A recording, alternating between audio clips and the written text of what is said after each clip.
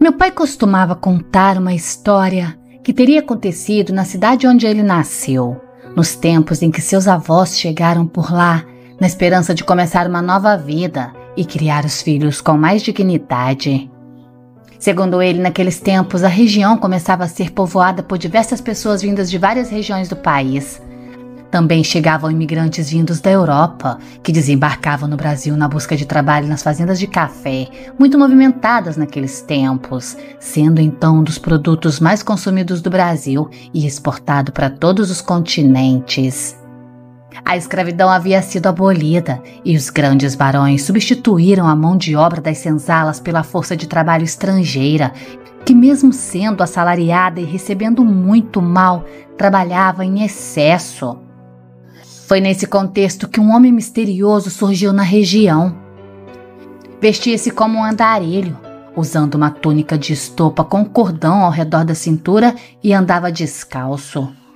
Os cabelos e barbas eram longos e descuidados, a ponto de muitos o confundirem com um mendigo. Porém, era um homem de profunda espiritualidade e sabedoria, falando sempre de Deus e orientando as pessoas a praticarem o bem aos semelhantes. Esse homem se estabeleceu junto a uma pequena gruta, pertinho de uma mina d'água. Lá passava seus dias em oração e meditação também. Passou a fazer por ali benzimentos. Diziam que não havia uma só doença que suas orações e ervas não curassem.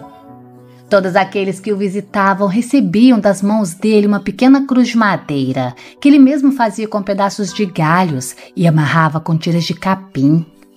Diziam até mesmo que quem tivesse uma daquelas cruzes em casa estava livre de todos os males. A fama do beato foi expandindo-se e até mesmo pessoas de outras cidades vinham até sua choupana na busca de cura ou aconselhamento. O homem jamais aceitava nada pelo que fazia, nem mesmo comida, pois vivia do que a floresta lhe proporcionava. Por vezes embrenhava-se na mata só retornando dias depois. Afastava-se para falar de Deus, ele dizia. Passou então a ser conhecido como Santo da Mina d'Água. Num sítio ali nas imediações, vivia uma família muito humilde, cujo filho mais novo havia sido curado pelo beato quando estava prestes a morrer, depois de pisar num espinho venenoso.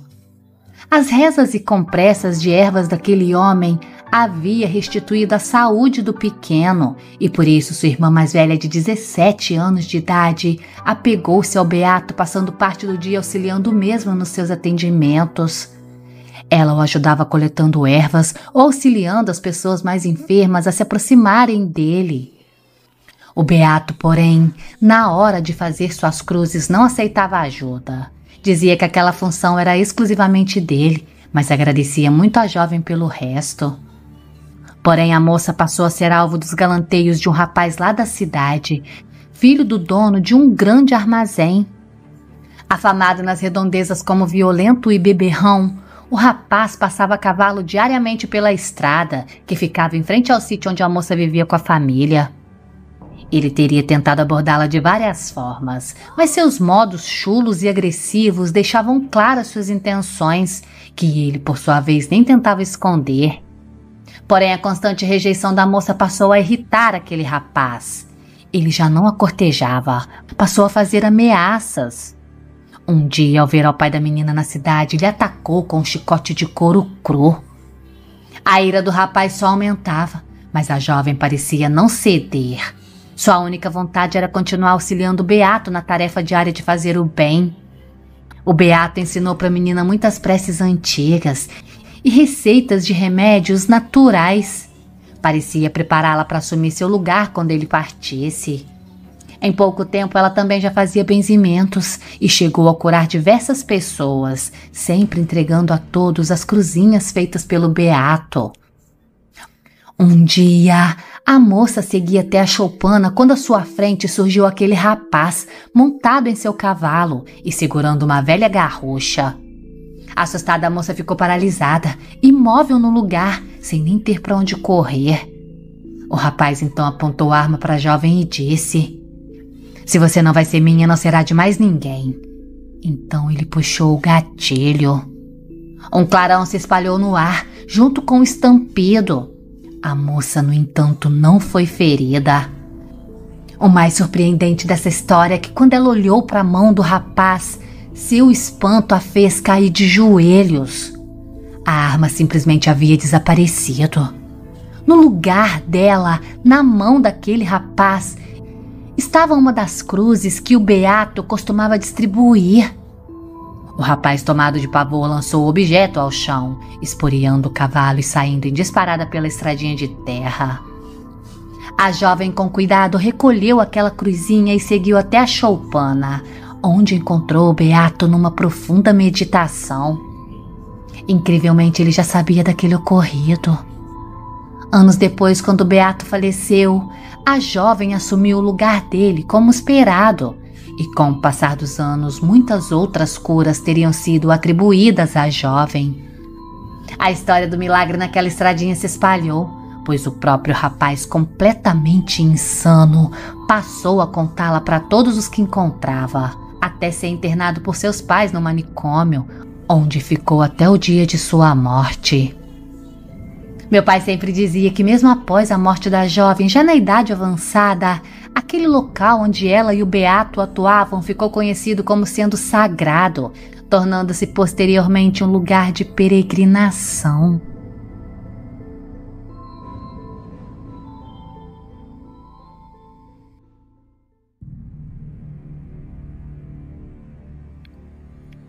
Olá a todos, meu nome é Danilo.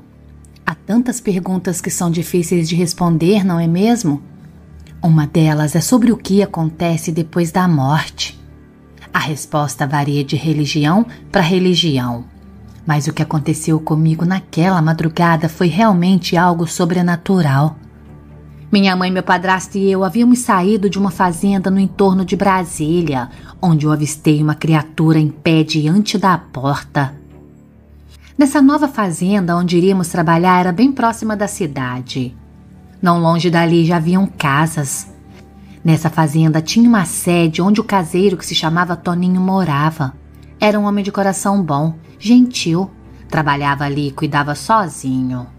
À direita havia uma cobertura onde servia de garagem para os caminhões e máquinas da propriedade.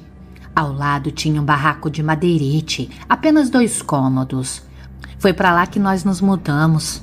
Eu gostava do lugar. Tinha muitos pés de frutas, inclusive um pé enorme de abacate próximo da sede, que vez ou outra eu pegava para comer com açúcar. No cerrado há muitas frutas típicas daquela vegetação. Próximo ao barraco também havia um pé de erva cidreira. Suas flores eram visitadas por todo tipo de abelha. Minha mãe costumava fazer um chá muito gostoso dessa planta. Um dia eu estava ali no quintal brincando quando olhei lá pro rumo da cidade e vi umas viaturas paradas junto à cerca da fazenda. Chamei minha mãe e a gente foi lá ver o que era. Chegando lá, nós nos deparamos com um homicídio. Uma moça havia sido infelizmente morta a pedradas bem ao lado da cerca. Uma coisa muito triste de se ver, Luísa. Uma moça tão nova e bonita daquele jeito. Voltamos para casa, onde passei o dia todo lembrando da cena. À tarde, minha mãe começou a preparar a janta. Logo meu padrasto chegaria. Depois que comemos, nos retiramos para dormir. Só que quando ficou de madrugada, começaram a atirar pedras no nosso barraco. Acordamos apavorados, sem saber o que fazer, lembrando da moça que tinha sido morta.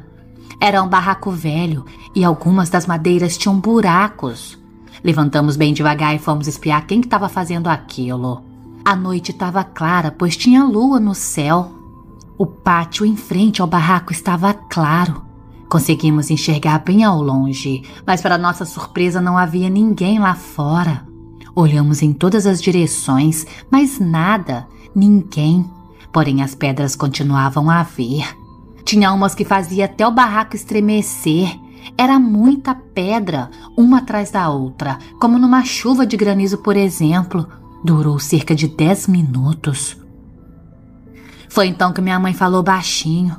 Eu já sei o que é. Só pode ser a alma da moça que morreu hoje. Ela foi morta a pedradas. Minha mãe foi até o quarto e pegou uma vela. Depois a acendeu e colocou para queimar. Ajoelhou-se no chão com o rosário e começou a rezar pedindo a Deus pela alma daquela moça. As pedras continuavam a vir, Luísa, porém foram diminuindo conforme minha mãe rezava. Quando ela terminou tudo, ficou em completo silêncio. Minha mãe olhava para o meu padrasto e ele para ela. Voltamos então mais calmos para nossa cama. Nem precisa dizer que não conseguimos dormir, não é mesmo? Quando amanheceu, tivemos coragem de sair para ver as pedras, que deveriam ser muitas.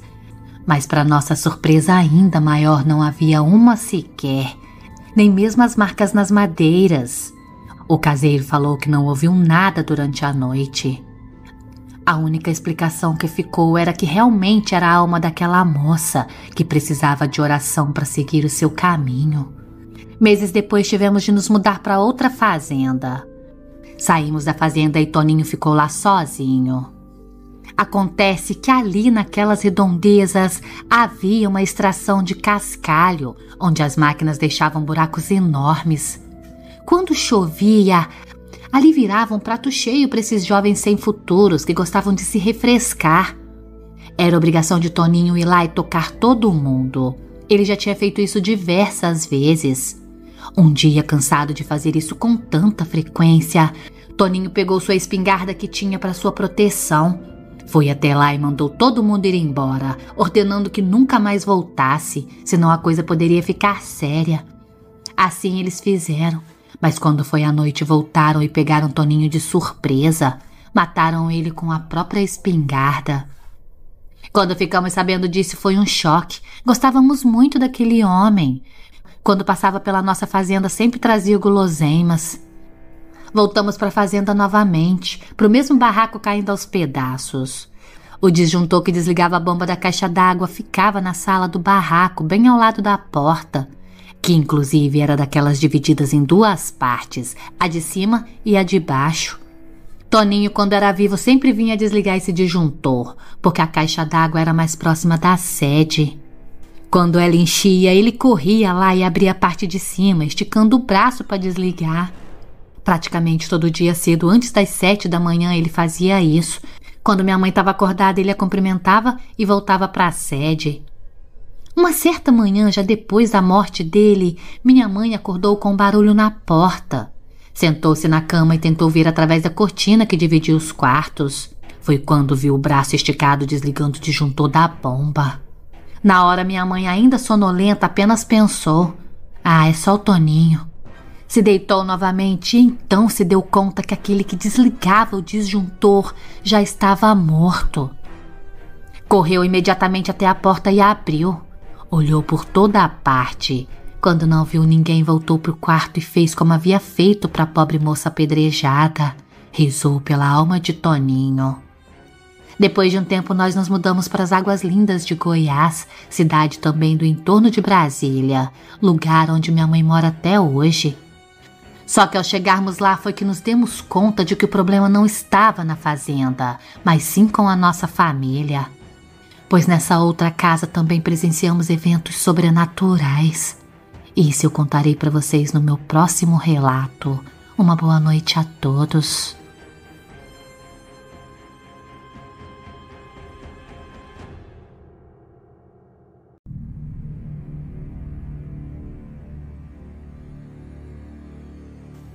Uma boa tarde a todos os caros ouvintes.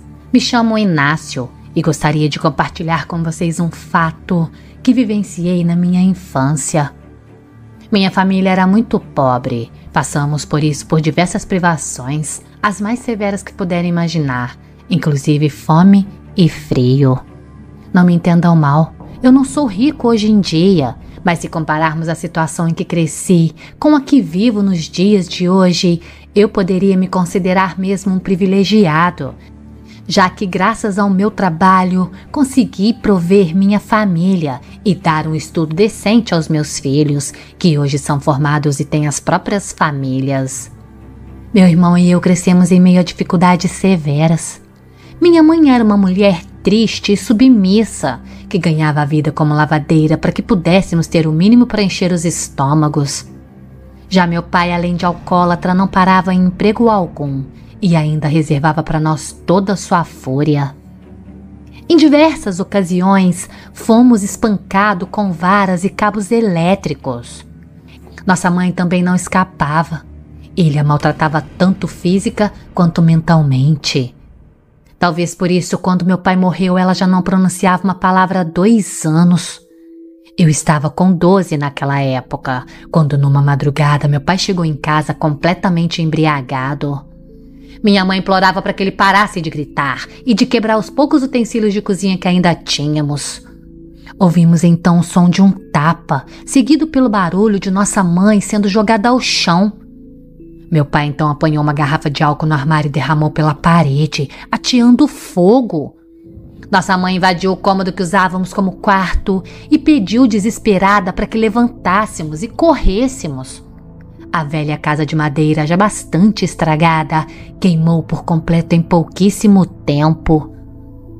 Parados no quintal, assistimos à destruição do lugar, aquele que chamávamos de nosso lar. Edson, meu irmão mais velho, com 16 anos na ocasião, partiu para cima do meu pai e o esmurrou. Só não o atirou em meio às chamas porque minha mãe implorava para que ele não fizesse aquilo. Meu irmão então jogou o portão afora e ordenou para que nunca mais voltasse ou mataria com as próprias mãos. Nunca mais vimos meu pai depois disso. Minha mãe, com a marca do tapa ainda visível na face, olhava para o incêndio chorando e rezando bem baixinho. Perdemos absolutamente tudo o que tinha. Mas por mais que o mundo de hoje nos faça pensar o contrário, ainda existem muitas pessoas boas por aí. E é em momentos de necessidade que Deus revela seus verdadeiros anjos. Uma senhora ali do bairro, a quem nós apenas conhecíamos de vista, cedeu gratuitamente uma pequena casa de 3 cômodos para que nós vivêssemos até que tudo se ajeitasse. Vários vizinhos nos auxiliaram com doações de roupas e de calçados. Até mesmo móveis mais necessários nos foram doados. Entre esses móveis veio também uma cama de solteiro, com colchão e tudo, daquelas que as pessoas mais antigas chamavam de camas de campanha. Minha irmãzinha Lúcia, de apenas 5 anos, dormia com minha mãe na cama de casal que recebemos.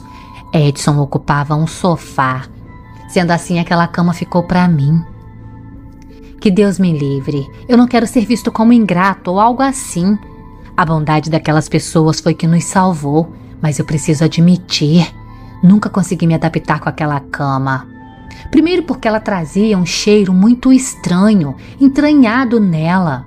Não chegava a ser um fedor, mas era algo forte e incômodo, que lembrava cheiro de remédio. O colchão, apesar de ainda estar em plenas condições de uso, tinha um lado mais afundado, como se o antigo dono tivesse o hábito de se deitar somente naquela parte. Eu sempre acordava no meio da madrugada como se alguém me sacudisse. Mas independente das condições, nós não reclamávamos. Pelo contrário, agradecíamos diariamente a Deus e a todas aquelas pessoas, inclusive a senhora que nos deu aquela cama. Era uma viúva que se chamava Gilda, que chegou até nós através da igreja, que também nos ajudou muito. Dona Gilda, aliás, contratou minha mãe como sua diarista. Meu irmão e eu, como forma de agradecimento, carpíamos o quintal dela, cortávamos a grama, limpávamos a horta. Por mais cansado que eu terminasse o dia, sempre que me deitava sentia aquele cheiro forte ou acordava no meio da madrugada com ele. Até que alguns meses depois, eu estava dormindo quando senti um puxão no meu ombro. Abri os olhos sonolento e me virei de lado. Virei meu rosto para a parede, tentando conciliar o sono. Mas tomei um verdadeiro susto que me fez saltar da cama, derrubando os cobertores. Assim que me virei, me vi frente a frente com o rosto magro e doentio de um homem idoso e de olhar sofrido. Ele era calvo e a barba cerrada e totalmente branca recobria-lhe todo o rosto. Ele olhou para mim e falou com a voz fraquinha e bem rouca. Dói muito. Naquele instante eu dei um grito, com todas as forças dos meus pulmões. Mãe! Mãe! Ao mesmo tempo em que me atirava no chão enrolado nos cobertores e me debatendo. Minha mãe e meu irmão vieram correndo. Na cama, Lúcia começou a chorar apavorada. Que foi, Nassim? Que gritaria é essa, meu filho? Edson me ajudou a levantar, segurando meu braço enquanto eu apontava para a cama completamente vazia. Havia um homem ali, mamãe. Um velho. Eu vi. Meu irmão chegou a erguer a cama para olharmos debaixo dela, mas não tinha ninguém, obviamente.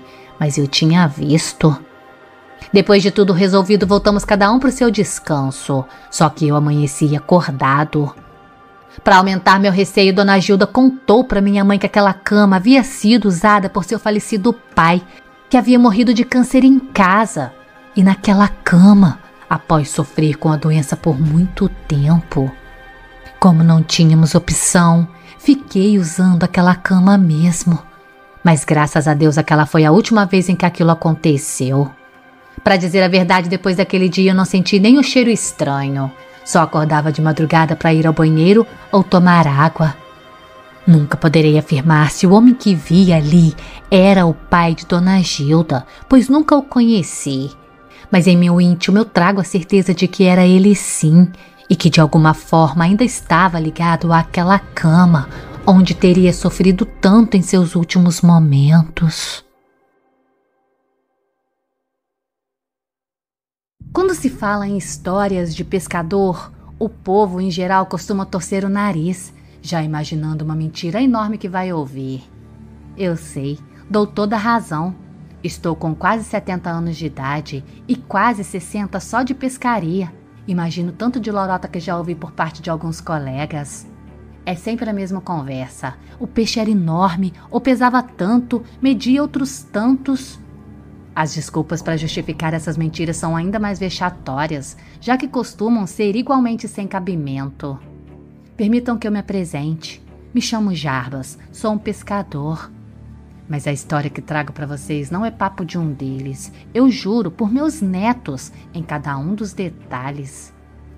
Logo que me divorciei com mais de 50 anos, decidi que já não tinha mais idade para me envolver seriamente com outra pessoa. Aposentado com meus filhos criados e vivendo sozinho, passei a utilizar meu tempo com coisas que me agradavam e que nos tempos de casado havia deixado de lado, como a pesca e a música. Aprendi a tocar violão e gaita, como sempre tinha sonhado, mas protelava por questões familiares. Também passei a participar de excursões de pesca. Por fim, após algum tempo na fila de espera, pude me inscrever para realizar um dos meus grandes sonhos: pescar no Pantanal Mato-Grossense. Tava tudo certo, a conta havia sido paga, a tralha arrumada. O ônibus que nos levaria passaria numa praça no centro da cidade, onde eu e os outros pescadores estaríamos aguardando. Muitos homens estavam acompanhados pelos filhos, ansiosos por participarem. Aquela oportunidade também foi boa para rever antigos conhecidos. Até um colega dos meus tempos de bancário estava por lá. Não nos víamos há mais de 10 anos. Eu estava animado, me sentia tranquilo, sem nenhuma preocupação. Por fim, o ônibus chegou e embarcamos.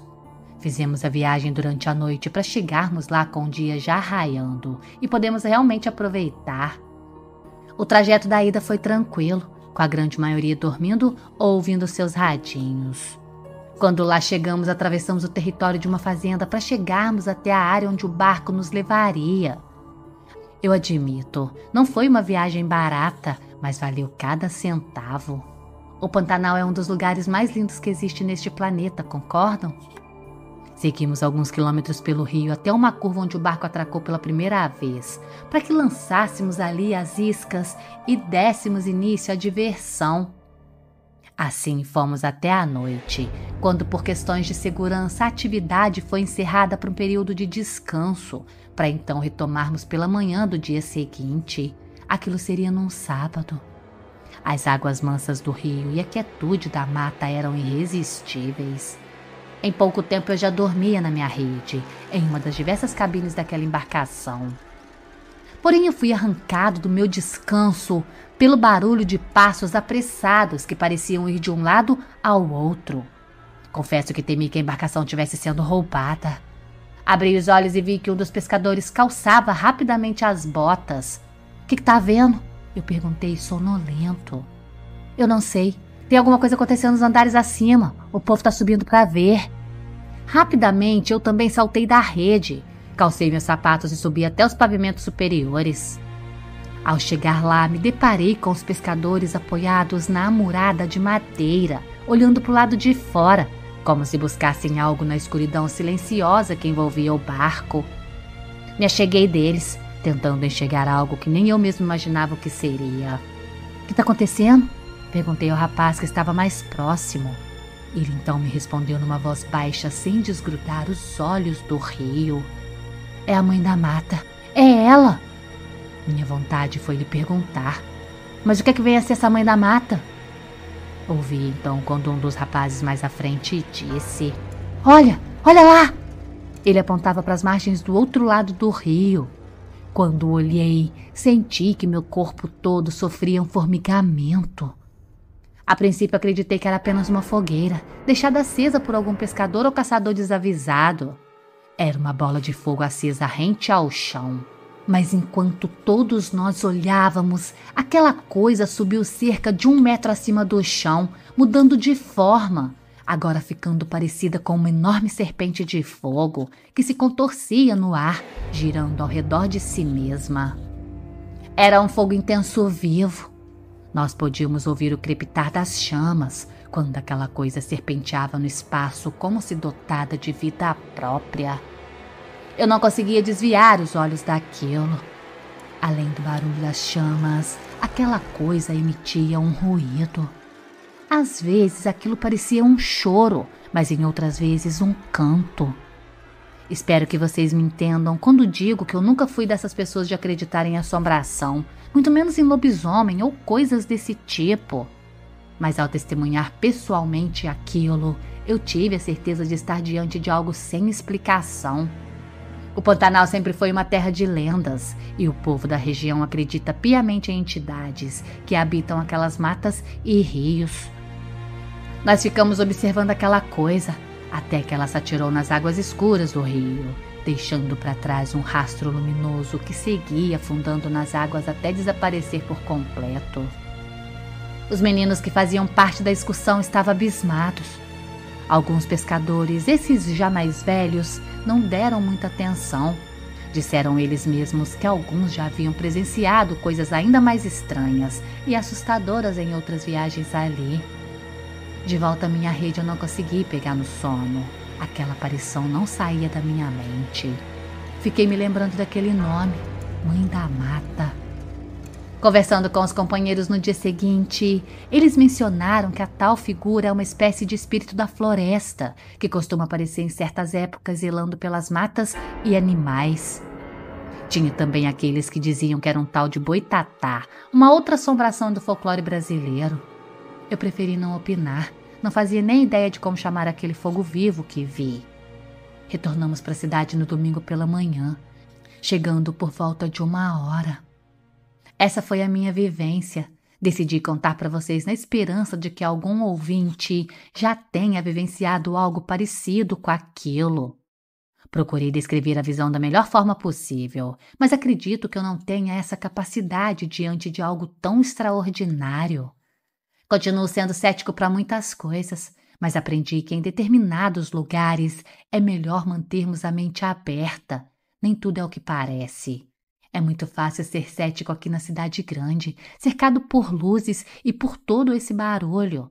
Mas e nas matas e rios? E nos pântanos e brejos? Que forças se escondem por lá, nos lugares onde o homem não tem autoridade nenhuma? Acredito que ainda veremos muitas coisas serem reveladas, e muito mais insólitas que essa que acabei de descrever. Mas até que tenham a própria experiência de vocês, espero que acreditem no que eu estou dizendo. Obrigado por me ouvirem.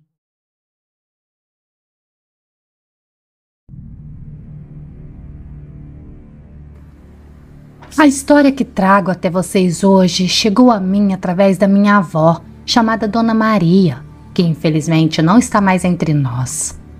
Apesar de ter nascido no Brasil, ela falava o idioma lusitano, pois meus bisavós eram imigrantes vindos lá de Portugal, no fim dos anos 1800.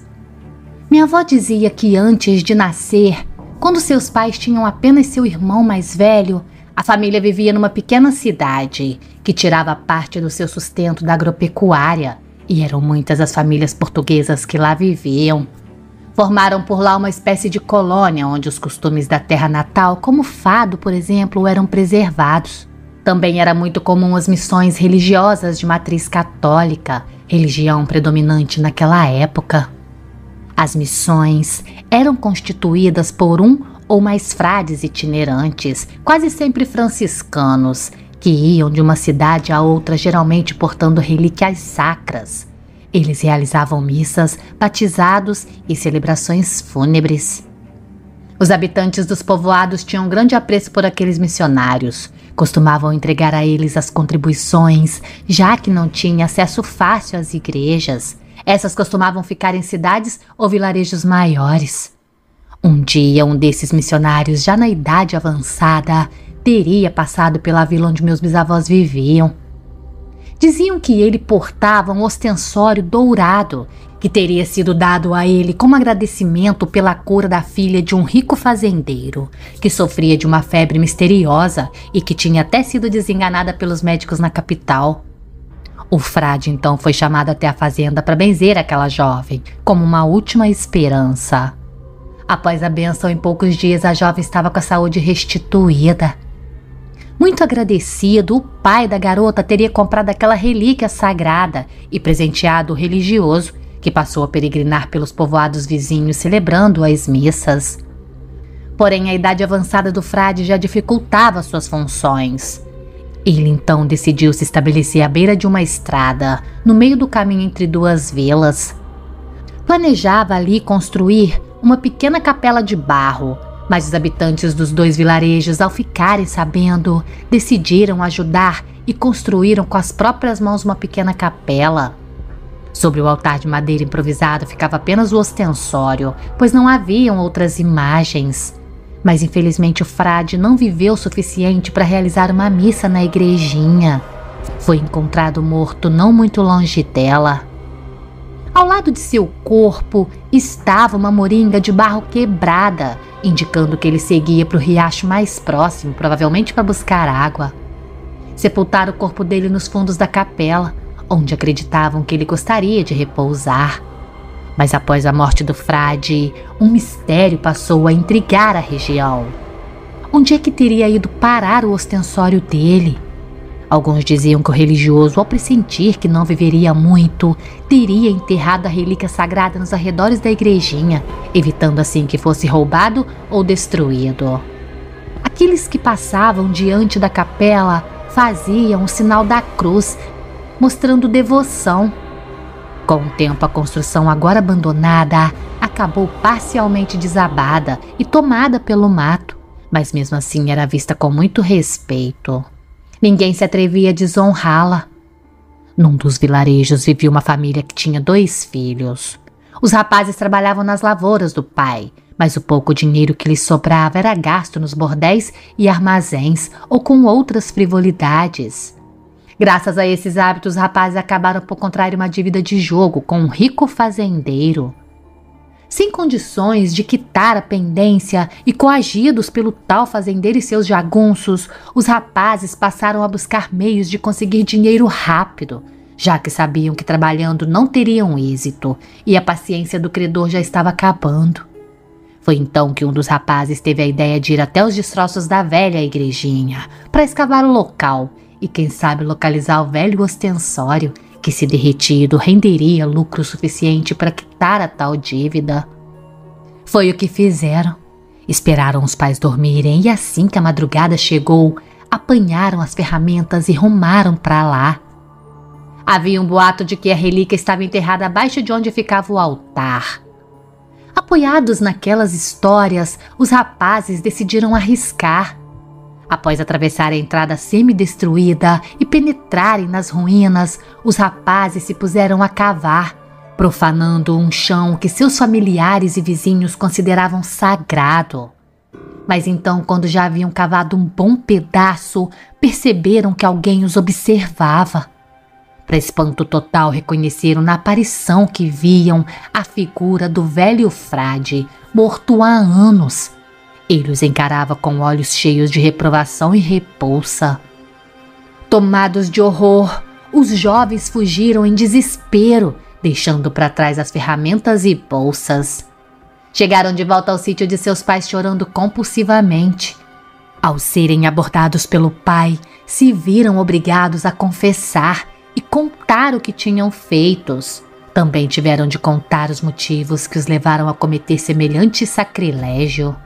Com a ajuda dos pais, os rapazes conseguiram reunir parte do dinheiro e, graças à reputação de sua família, tidos na localidade como gente muito honesta, o fazendeiro concordou em receber o restante como mão de obra que os rapazes prestariam na sua fazenda sem receber nada em troca. A história da aparição do frade nas ruínas daquela capelinha se espalhou rapidamente pelo lugar. Serviu de aviso para todos aqueles que futuramente ousassem se aventurar naquelas terras.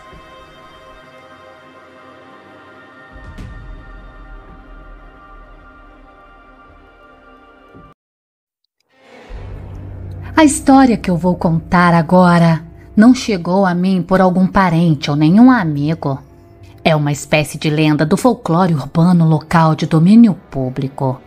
Sendo assim, são muitas as versões contadas. Algumas buscam minimizar o ocorrido. Outras, por sua vez, engrandecem tantos fatos que, por mais que tentemos, fica difícil acreditar. Existem também outros relatos similares, contados em outros lugares do Brasil, com diferenças ligadas a cada região. Dito isso, vou tentar contar a versão aqui da minha cidade, que na época causou tanto alarde que chegou até mesmo a ser matéria de capa de um jornal de grande circulação. A personagem principal desse estranho fato ficou conhecido na época como Pé de Valsa. Tudo teria acontecido numa noite de sexta, num centro espírita que fica lá no bairro Orleans. Aquele local costumava atender a pessoas do credo umbandista, e naquela noite, pouco após as 8 horas, uma entidade até então desconhecida teria se manifestado. Os médiuns presentes não reconheceram naquele espírito nenhum dos guias costumeiros da casa. Incorporado, a misteriosa presença teria dito que naquela noite estaria presente num afamado salão de bailes da região, orientando a todos que duvidassem que fosse até o local. Assim que proferiu as palavras, a entidade se foi, deixando para trás apenas o médium, esse bastante extenuado. Nenhuma das pessoas presentes na sessão se habilitou a comparecer ao tal baile, por acreditar que estiveram em contato com o espírito de baixo desenvolvimento, que não merecia nenhum crédito. Por volta das 10 da noite, o salão de bailes estava com a lotação esgotada. Pessoas circulavam por entre a pista, em meio aos casais que dançavam e se divertiam. Geralmente as sessões encerravam entre as 4 e 5 da manhã, variando conforme a quantidade de público. Logo após a meia-noite, a atenção das pessoas foi atraída para a pista, onde um casal dançava com extrema desenvoltura. A jovem era uma frequentadora assídua do lugar, conhecida por muitas pessoas. O homem, no entanto, com quem ela estava dançando era um completo estranho, em absolutamente todos os sentidos. Usava um chapéu preto, algo muito incomum, já que chapéus e bonés não eram permitidas na pista de dança.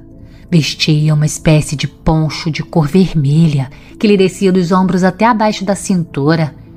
Segundo os que estavam mais próximos, um cheiro muito forte e enjoativo circundava. Enquanto o casal dançava, as outras pessoas se afastavam para observar, pois nunca tinham estado na presença de alguém tão habilidoso e vestido de uma maneira tão diferente. Foi quando todos perceberam que aquela jovem com quem ele dançava começou a gritar. O cheiro que todo mundo sentia foi substituído por um cheiro ainda mais forte, de queimado, enquanto filetes de fumaça se desprendiam de ambos. Acreditando que a garota tivesse sido vítima de algum tipo de violência, 2 rapazes avançaram sobre o homem, mas não conseguiram tocá-lo, pois o calor que emanava dele era intenso. Ele então se afastou da garota e olhou para todos. Deu um sorriso e tirou o chapéu, revelando uma cabeça calva, ornada por 2 pequenos chifres. Quando olharam para os pés dele, as testemunhas teriam visto algo ainda mais aterrador. Um dos pés do homem estava calçado com uma bota de cano alto, mas o outro, que era do pé esquerdo, era semelhante às patas de um cavalo. Eram como casco. Quando as pessoas começaram a se afastar apavoradas, ele teria começado a gargalhar, desaparecendo numa labareda de fogo que teria deixado no chão uma marca de queimado. O cheiro que todos sentiam antes era de enxofre. Os que ficaram para ajudar a jovem com quem ele estava relataram que ela tinha queimaduras nas pernas e na palma das mãos. Na segunda-feira seguinte, os jornais reportaram sobre aquele ocorrido. A tal jovem envolvida não quis ser identificada, mas ao ser entrevistada no hospital, deu a descrição daquele homem. Um artista teria feito o retrato falado do sujeito, que saiu no jornal, mostrando um homem de rosto anguloso muito branco, que ostentava um cavanhaque caprino, pontudo, bem abaixo do queixo. Os olhos dele eram profundos, envoltos por olheiras escuras. No retrato usava um chapéu e sorria de maneira maliciosa. A manchete era gritante. O diabo apareceu em um baile. Por toda a cidade não se falava de outra coisa. Aqueles que estavam presentes no centro espírita, onde a tal entidade teria se manifestado, correram aos jornais e programas policiais também, para relatar a coincidência sinistra sobre o aviso dado pelo espírito desconhecido, que se manifestou na mesma noite poucas horas antes. A polícia procurava por algum suspeito, acreditando que o tal homem fosse um maníaco que teria ferido a jovem com ácido sulfúrico. Meses após aquele ocorrido, o salão de bailes fechou as portas sem nenhuma explicação. Há quem indica que aquele local se tornou amaldiçoado. Outros dizem que o fechamento se deveu à inauguração de uma danceteria no mesmo bairro, que acabou por atrair a atenção dos jovens, prejudicando os negócios. O mais estranho é que, mesmo com tanta repercussão, em menos de um mês, os jornais e programas já nem tocavam mais no assunto. Mas, independente do caso ter sido abafado, muita gente ainda se lembra desse ocorrido e comentam sobre a pobre jovem que naquela noite teria dançado com o diabo em pessoa.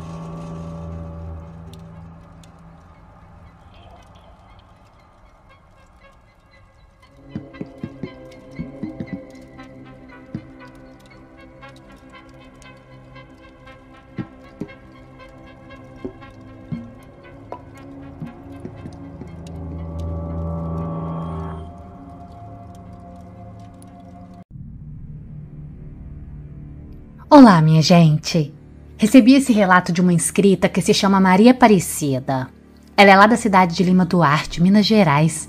Segundo ela, essa história teria acontecido com o primo de sua mãe, nos meados da década de 60, onde a lida no campo era a principal fonte de renda das famílias interioranas. Maria escreveu de uma forma linda e muito simples o caos de sua família.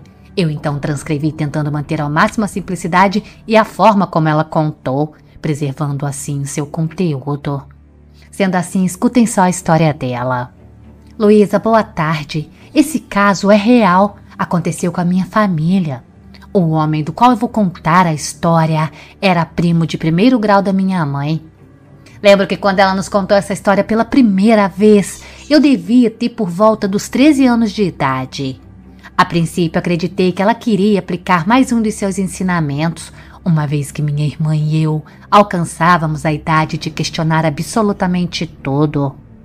Minha mãe sempre foi esse tipo de pessoa. Para tudo, ela tinha que usar uma parte da Bíblia ou um caso acontecido com alguém para deixar uma lição de moral para seguirmos. Mas quando ouvimos essa história foi diferente. A feição da minha mãe se carregou, parecia temerosa pelo simples fato de contar aquilo, talvez por ter acontecido tão próximo a ela. Segundo a minha mãe, o seu primo, cujo nome era Josias, era um arruaceiro sem jeito. Ele tinha acabado de completar 18 anos de idade quando aconteceu, e minha mãe devia ter uns 5 naquela época. Em Lima Duarte, na década de 60, que foi quando isso aconteceu, as pessoas trabalhavam apenas com a lavoura, tirando dela o próprio sustento. Na família da minha mãe não era diferente.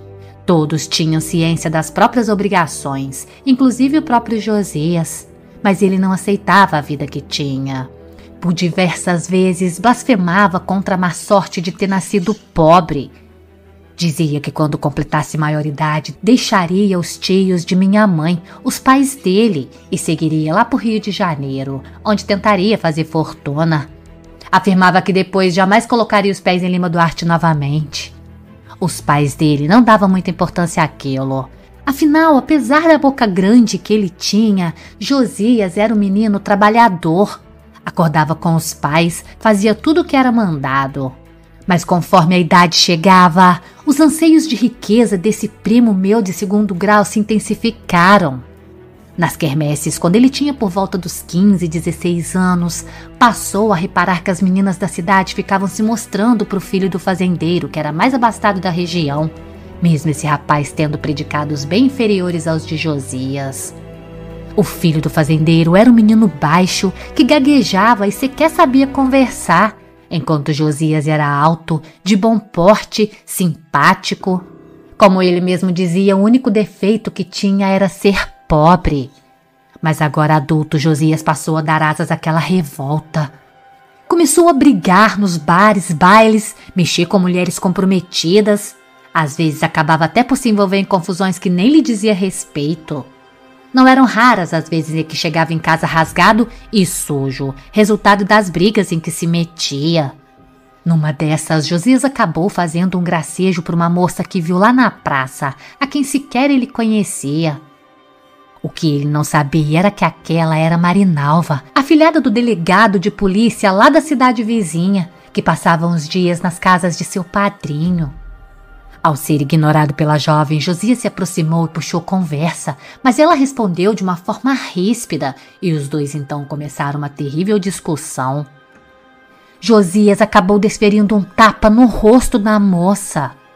Logo na cidade inteira não se falava em outra coisa.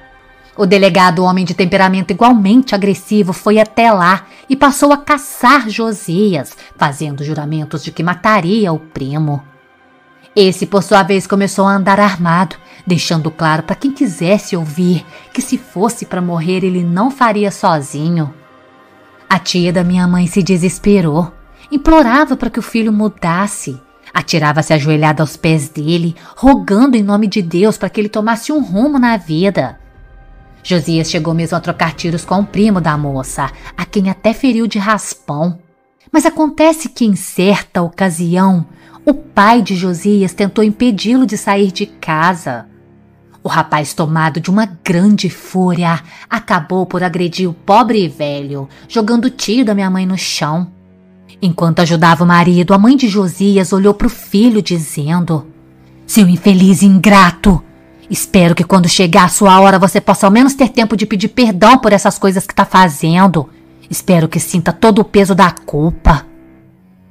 A mãe de Josias, tia Sinara, era uma mulher muito religiosa, muito humilde também, mas segundo ela mesma contaria depois, chegou a orar para que Deus levasse seu filho antes que pudesse sujar as mãos de sangue. Ignorando as palavras da mãe, Josias saiu porta fora, sem nem olhar para trás. Mas naquela noite, Josias retornou para casa pouco após as 10 da noite. Ao entrar, sentou-se no banco próximo ao fogão a lenha. Em seguida teria chamado: "Mãe, pai." Tia Sinara e tio Olívio correram até lá, esperando encontrar o filho ensanguentado ou ferido, completamente bêbado como todos os outros dias. Mas ao chegarem lá não notaram nada, a não ser o semblante do rapaz, que era completamente lívido. "O que foi, Josias? O que está acontecendo?" perguntou o pai.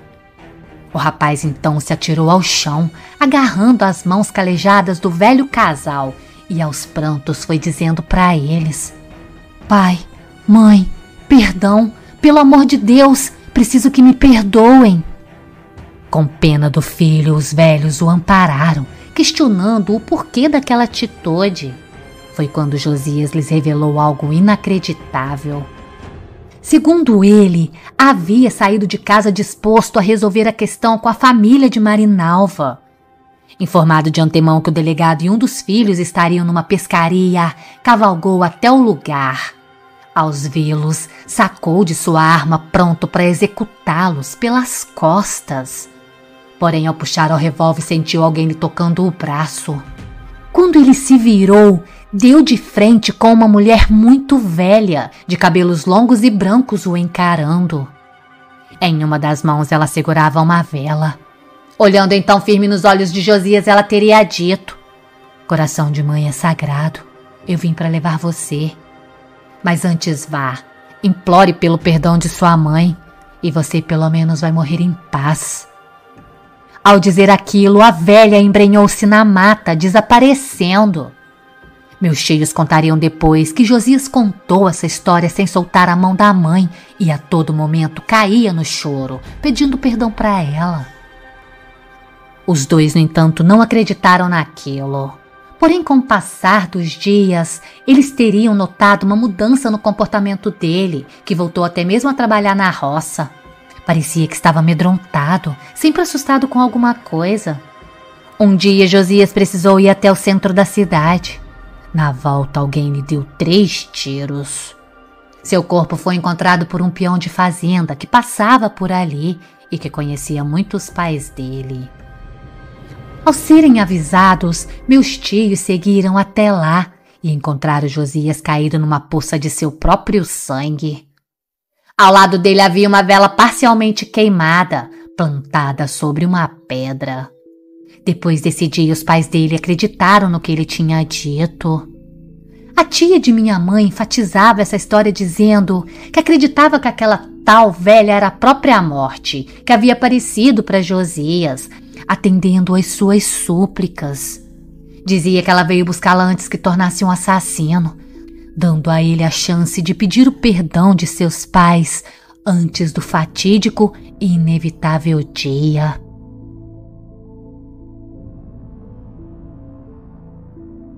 Já esse caso aqui é um dos que eu mais gostava de ouvir quando viajava para Minas. Quem me contava era um caseiro do sítio onde eu gostava de frequentar nas bandas de ervalha. O nome dele era Zeca, um amigo muito querido da minha família. Eu não sei se ele é vivo nos dias de hoje, mas se for e alguém estiver me escutando, diga por favor a ele que boa parte da minha satisfação em contar histórias como essa vem da forma como eu ouvia contando nas minhas longas viagens por lá. Dizia seu Zeca que ali naquela região antigamente vivia uma menina cujo nome era Isaura. Tudo que uma moça quisesse na vida ela tinha. Os mais belos brinquedos que vinham da cidade grande, roupas, uma fazenda imensa e produtiva. Ela era a única filha do coronel Abdias, sujeito rico que movimentava a região. Isaura fora criada na fazenda Santa Cruz, rodeada por criados e todos os tipos de regalias que o dinheiro podia comprar. Diziam que quanto mais a moça crescia, mais linda ela se tornava.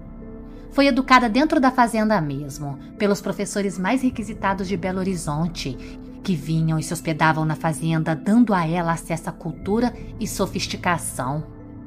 Aos domingos desfilava na igrejinha com os mais belos vestidos, cujos tecidos importados eram trazidos exclusivamente para ela e depois produzidos pelos alfaiates e costureiras de renome. Zeca contava que aquela moça ao caminhar parecia até um anjo do céu, cuja beleza encantava todo mundo que a via.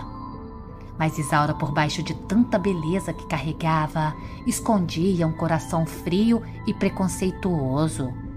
Não eram raros os maltratos sofridos pelos criados da fazenda, principalmente depois da morte da mãe da menina, quando ela ainda tinha 7 anos de idade. A jovem os desdenhava, criticava por sujeira, feiura, cor da pele, falta de cultura. Várias foram as vezes em que precisou ser repreendida pelo pai ou por algum professor por xingamentos proferidos em público quando exigia favores absurdos. Nunca escondeu a arrogância de ninguém. Quem não se adequasse às exigências daquela menina eram demitidos e logo outro ocupava o posto. Mas entre aqueles criados havia um que se chamava Benedito. Nem mesmo o pai de Isaura, o coronel Abdias, abestava-se com aquele homem. Zeca contava que esse senhor era responsável pelos cavalos da fazenda. Falou que ele era um homem de muito pouca fala, mas extremamente obediente, mas era pouco visto também. Estava sempre cuidando dos animais, vivia no celeiro, muitas vezes tendo dormido por lá mesmo entre os fenos.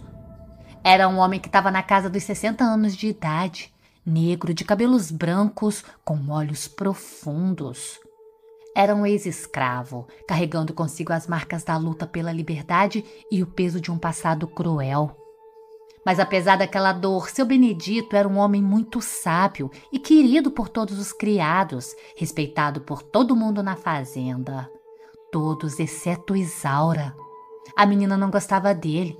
Isso porque Diamante, o cavalo dado para ela pela mãe, parecia gostar muito mais de seu cuidador do que de sua dona.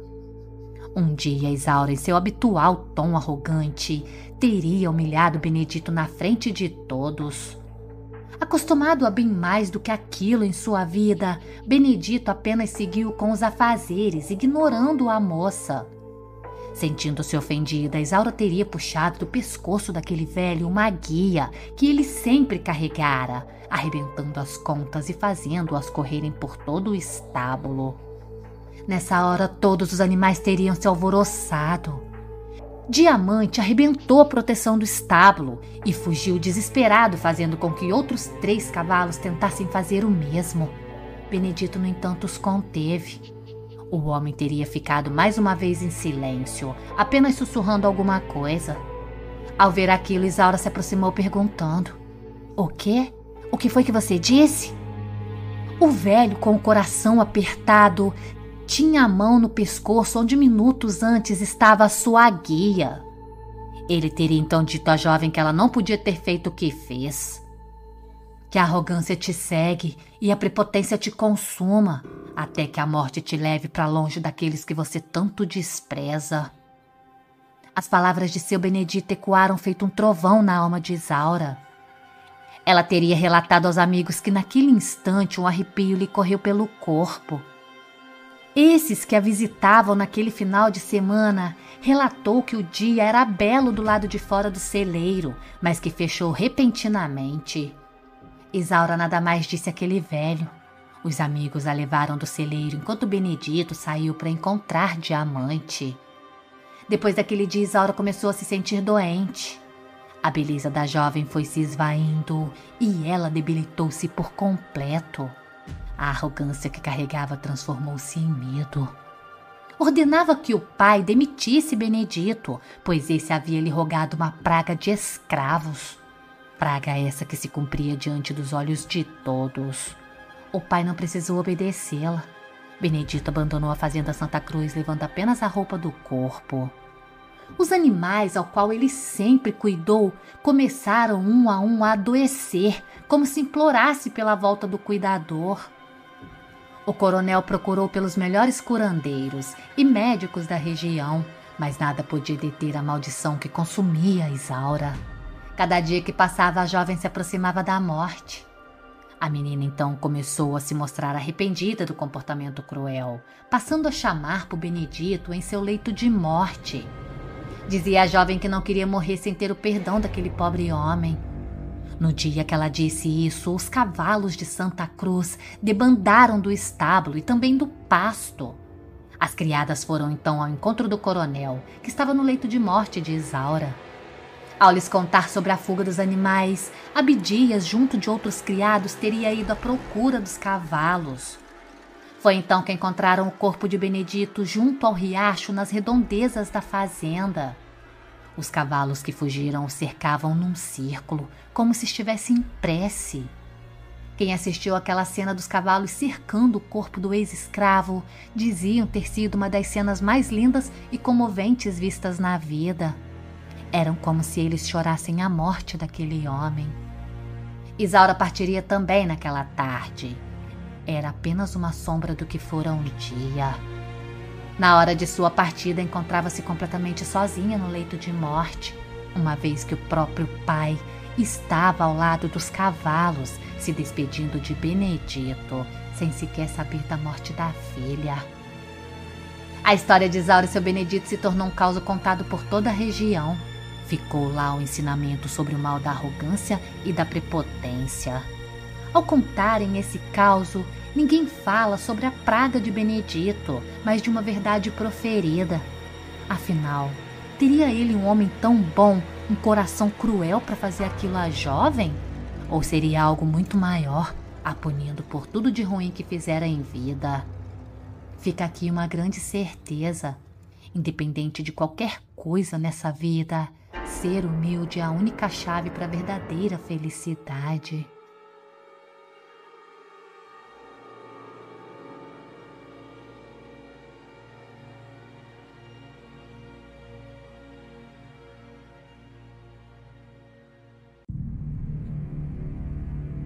São muitas as coisas que acontecem por aí sem explicação alguma, sem que nós também sequer tomemos conhecimento. Agir com ceticismo diante daquilo que não conhecemos pode não ser uma ideia boa. Me chamo Bernardo. Quem me contou esse caso foi a minha falecida avó, com quem eu conversava por horas enquanto ela tricotava no sofá da nossa sala. Ela dizia que numa cidade próxima ao qual ela nasceu, teria vivido uma jovem cujo nome era Lúcia, que era filha de um casal humilde e bastante religioso, como quase todo mundo naquela época. Mas ao contrário das meninas do lugar, Lúcia era bastante atrevida. Nadava sozinha no ribeirão, plantava arapucas no mato, fazia todo tipo de baderna. Conforme foi crescendo, o gênio dela foi ficando cada vez mais difícil. Ao ingressar na escola, passou a se envolver frequentemente em brigas, tanto com meninas quanto meninos. Ninguém na cidade conseguia entender quem é que ela havia puxado, já que sua mãe era uma mulher muito simples, que falava pouco. O pai era um lavrador que só sabia trabalhar para sustentar a família. Minha avó dizia que os moradores tinham verdadeira aversão pela menina, que piorava tudo sendo respondona e malcriada. Houve até mesmo quem jurasse dar-lhe uma boa surra, já que os pais jamais o faziam. O único com quem a menina tinha certa afinidade era o velho padre, que já vivia ali há tempos e conhecia todo mundo muito bem. Era comum ver os dois conversando e rindo na escadaria da igreja, enquanto comiam pastéis ou doces que o padre comprava. Naqueles momentos, Lúcia nem parecia ser a mesma encrenqueira de sempre, a quem todos detestavam. Aproveitando-se desses momentos, o velho padre buscava aconselhar a menina, tentando fazê-la deixar de lado aquelas atitudes. Chegou até mesmo a prometer-lhe uma boneca de presente caso visse alguma mudança em seu comportamento. Desse jeito, Lúcia foi crescendo. Porém, mesmo mocinha, a menina não teve jeito. Durante uma quermesse, ela teria se envolvido numa briga com outra jovem que debochou de seu vestido simples. As duas teriam se engalfinhado rolando pelo chão. Os presentes tiveram muito trabalho para apartá-las. Foi nesse mesmo dia que um jovem desconhecido teria chegado no povoado. A confusão já tinha acabado. Tudo seguia normalmente quando todos ouviram o som de pesados cascos no calçamento. Ao contrário de todos os que chegavam naquele lugar, esse não veio pelo caminho da igreja. Chegou até lá pela estrada da ponte, o que tornava o trajeto bem maior em vários quilômetros. Montava um cavalo preto enorme que ninguém ali tinha igual.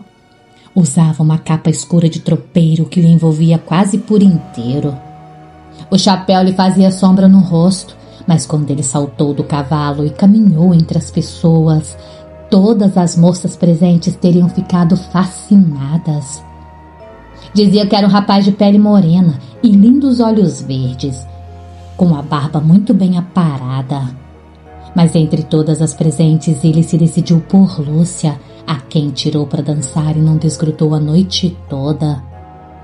Segundo os antigos contavam, Lúcia se viu completamente apaixonada pelo rapaz, que dizia se chamar Aldo, e estava por ali apenas de passagem, não tendo destino fixo.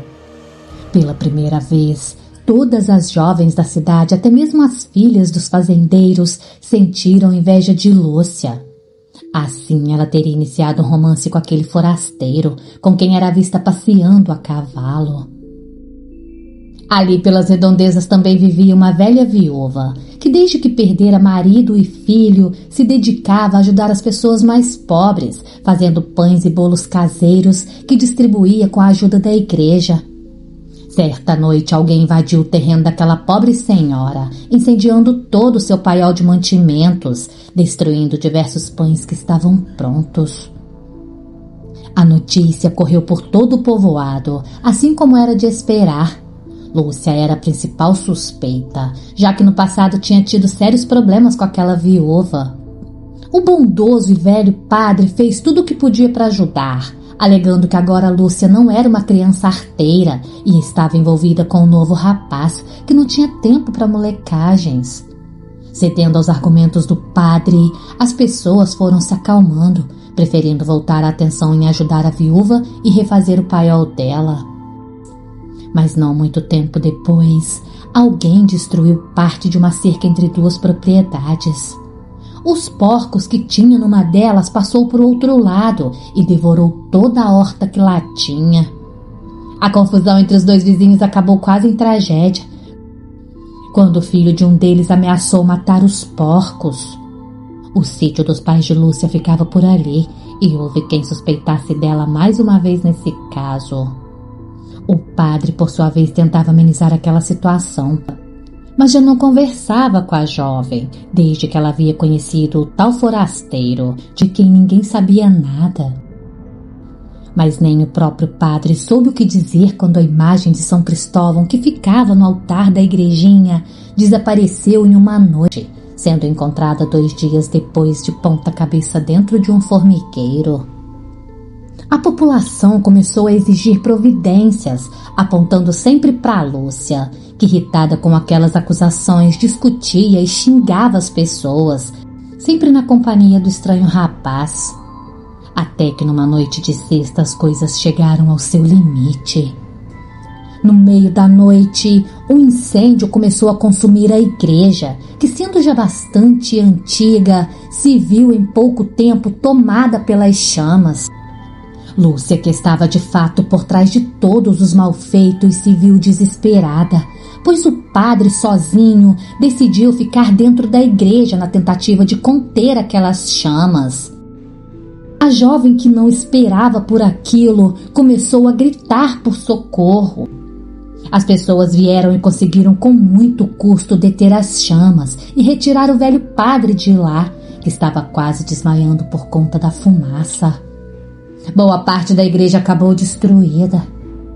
Acuada por todos e apavorada, Lúcia não viu outra opção, a não ser confessar tudo. Pretendia dar apenas um susto no padre, a pedido de seu namorado. As pessoas presentes não se contiveram, decidiram fazer justiça com as próprias mãos. Lúcia foi agarrada pelos cabelos e arrastada. Tomou tapas, safanões, xingamentos. A situação dela só não foi pior, porque o velho e bondoso padre mais uma vez implorou que os fiéis se contivessem.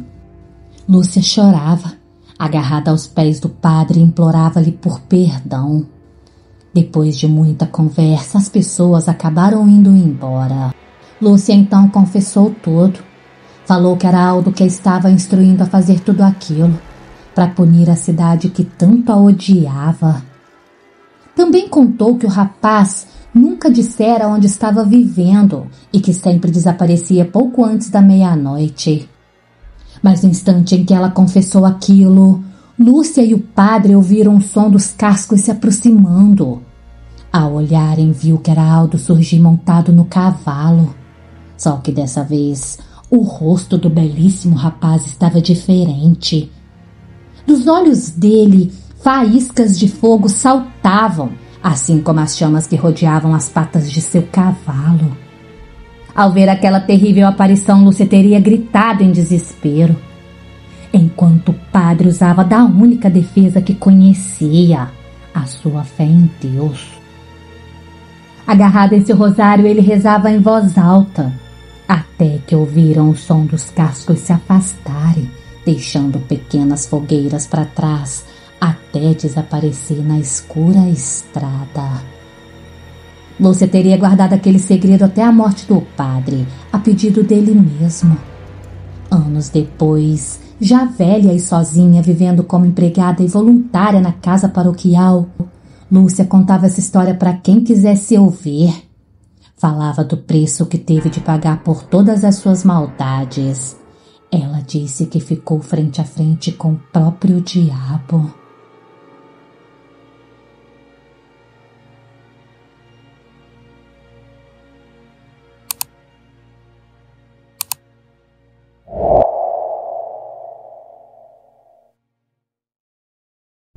Olá, boa tarde a todos.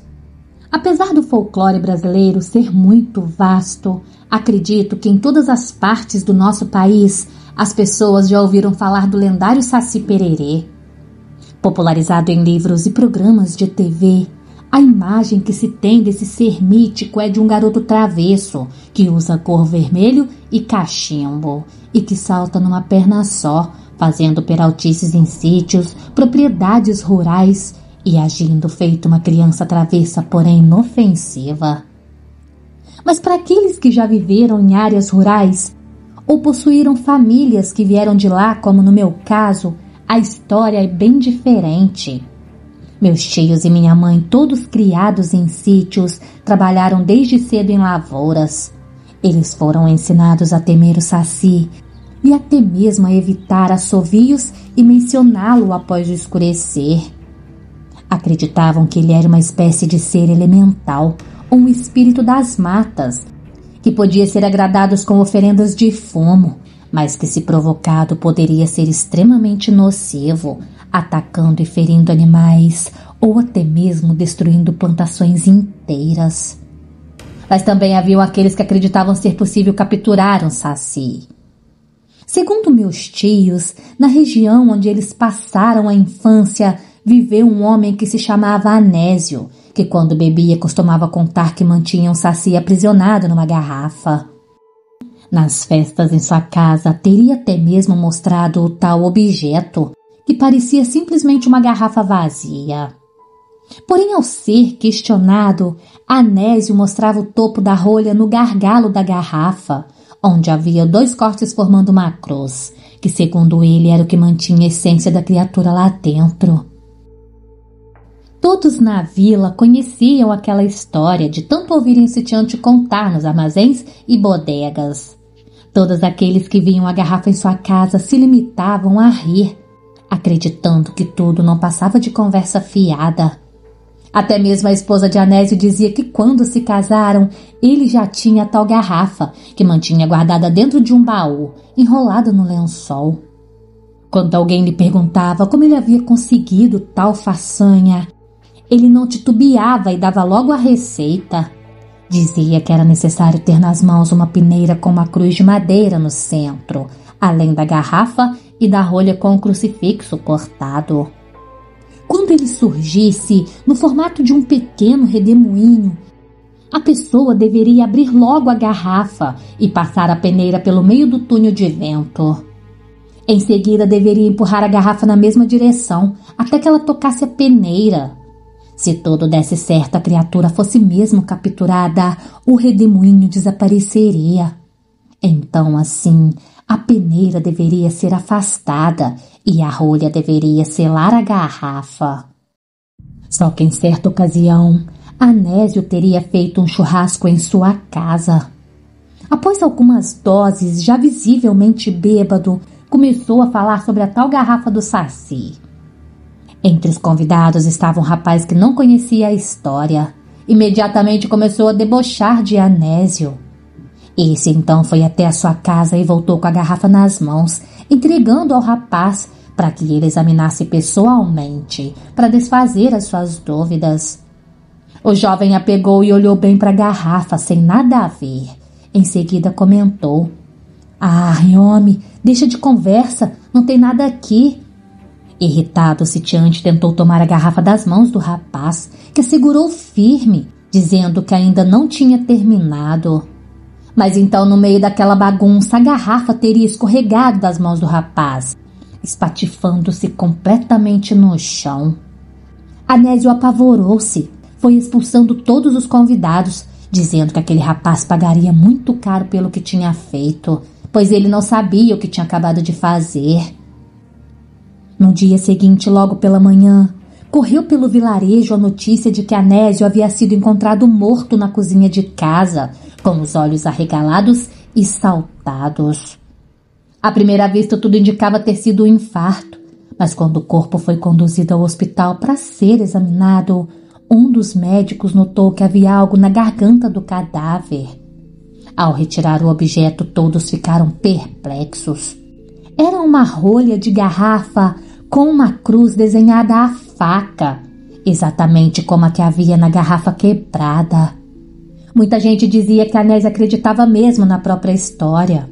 Ao se sentir ameaçado, fez isso com tanta intensidade que o próprio coração entrou em colapso. Porém, as pessoas da minha família sempre acreditaram. Diziam que fosse lá qual fosse a força existente na tal garrafa, uma vez que ela foi libertada do cativeiro, tratou-se foi de vingar de Anésio.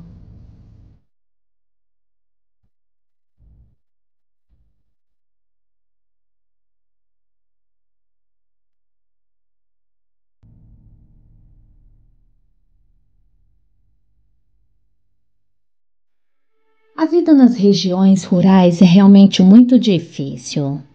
Acordar às 4 da manhã para ir para a roça, tendo no estômago apenas uma xícara de café, não é para todo mundo. Essa foi a juventude dos meus avós, logo após se casarem e assumirem uma pequena propriedade onde atuariam como caseiros. Por lá eles tinham a permissão de produzir plantações pequenas e criar animais, desde que zelassem por aquela propriedade. Na época do plantio de feijão, coordenassem perfeitamente os serviços. Para um jovem casal acostumado com a labuta do campo, aquilo era excelente. Garantiriam para ti um teto com espaço para se sustentarem e ainda trabalhariam com algo que conheciam. Rapidamente meu avô se estabilizou e a propriedade começou a se organizar. Construiu ali dentro pequenos galpões, lavrou a terra, fez os reparos necessários na casa principal, reformou até mesmo a cerca. Tudo isso trabalhando sozinho enquanto minha avó cuidava dos afazeres do lar e cultivava a pequena horta que haviam plantado. Em pouco tempo estavam devidamente assentados, já esperando a época do plantio do feijão para receber os lavradores. Nesse meio tempo, meu avô comprou uma novilha, que passou a viver no cercado próximo à casa. Por vezes, meus avós soltavam para que caminhasse no lugar conhecido como Campina no Morro, que era um descampado que havia ao lado do sítio. Tudo corria muito bem, até que um dia, enquanto a novilha passeava e meus avós lidavam em seus afazeres, ouviram um mugido assustado do animal, algo que raramente fazia. Preocupados, eles correram até lá, mas ao chegarem não viram a novilha em parte alguma. Quando saltou a cerca, meu avô percebeu que havia um rastro no mato, que seguia descendo a pequena elevação. Começou a vasculhar procurando o que poderia ter assustado o pobre animal. Foi então que ouviu o assustador som de um chocalho. Já antevendo o perigo que o espreitava, olhou com cuidado por cima do ombro e foi então que viu a poucos passos de si uma imensa cascavel. Conhecedor do bote rápido daquela serpente, meu avô, ao invés de saltar para frente, jogou seu corpo para o lado, embrenhando-se no mato mais alto, escapando do ângulo da visão da cobra, que ao perder a presa de vista rastejou para fora do canteiro. Meus avós então começaram mais uma vez a procurar. A perda da novilha seria um baque para eles, já que não tinha sido barato e eles não poderiam adquirir outro animal para substituir aquele. Além disso, mais abaixo naquele trecho havia um banhado. Se a novilha se perdesse por lá, poderia acabar atolada e estaria completamente perdida. Os dois seguiram procurando até anoitecer, quando meu avô pediu minha avó que voltasse para casa, pois ele seguiria mais um pouco com as buscas. Caso não encontrasse, ele desistiria. Minha avó fez exatamente o que ele pediu. Porém, ao se ver sozinha, decidiu recorrer a uma antiga prática utilizada por sua família nos tempos em que ela ainda era criança. Pegou uma pequena vela já parcialmente queimada e acendeu sobre o fogão a lenha. De olhos fechados invocou a ajuda do negrinho do pastoreio, uma figura folclórica que diziam ser o espírito de um jovem escravo. Dizem que ele teria sido açoitado até morrer por não conseguir recuperar um animal perdido pelo feitor. Após a morte dele, seu espírito passou a ser convocado para auxiliar em buscas de animais e até mesmo pessoas perdidas. Minha avó nunca tinha recorrido a esse método, mas diante daquela situação em que se encontravam, qualquer esperança era melhor do que nenhuma. Também devemos lembrar que naqueles tempos as pessoas eram mais crédulas e não duvidavam das palavras dos antigos, nem mesmo das histórias contadas por eles. Enquanto a pequena vela derretia, minha avó preparava o jantar, preocupada com meu avô. Mas então, quando as coisas ajeitavam na mesa, ela começou a ouvir um tropel que parecia vir lá da estradinha, como se alguém se aproximasse da porteira. Quando olhou da janela, viu meu avô se aproximando, trazendo a novilha pela corda. Mais tranquila, ela saiu para esperar do lado de fora, até que ele entrou e guardou o animal no cercado. Depois se aproximou de minha avó cansado, porém satisfeito. Mas onde é que você a achou, Lino? Perguntou minha avó. Meu avô então teria lhe respondido. Na verdade, eu já tinha desistido de procurar. Estava voltando para vir embora, mas lá pelos lados da ribeira um rapazinho apareceu no meio da estrada trazendo ela pela corda. Minha avó até aquele momento não tinha ligado os fatos, então perguntou. Será que era peão de alguma fazenda? Não sei não, respondeu meu avô. Era um mulatinho de uns 14 anos, estava descalço, me entregou a novilha e se enfiou na mata sem dizer nada. Eu nunca vi ele por aqui. Você já viu? Minha avó negou com a cabeça e naquele momento ela soube. Seu pedido havia sido atendido. Aquele jovem que apareceu do nada trazendo a novilha não podia ser outro, senão o negrinho do pastoreio, que ouviu o pedido dela e aceitou a sua pequena oferta.